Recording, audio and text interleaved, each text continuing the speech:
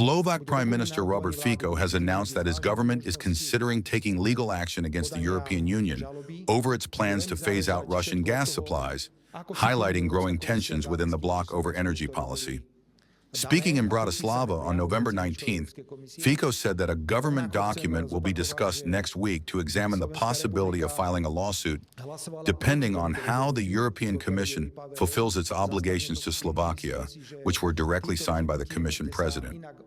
Fico emphasized that Slovakia had voted against the EU's RePowerEU decision to stop the flow of Russian gas, arguing that the measure, adopted by a majority rather than by unanimity as required,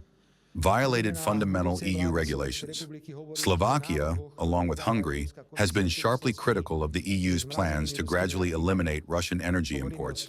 citing concerns that more expensive alternatives could significantly impact their economies, which remain highly dependent on Moscow for oil and gas.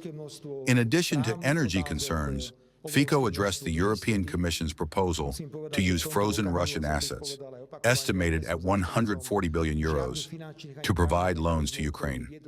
He reiterated his opposition, noting the legal and financial uncertainty surrounding the plan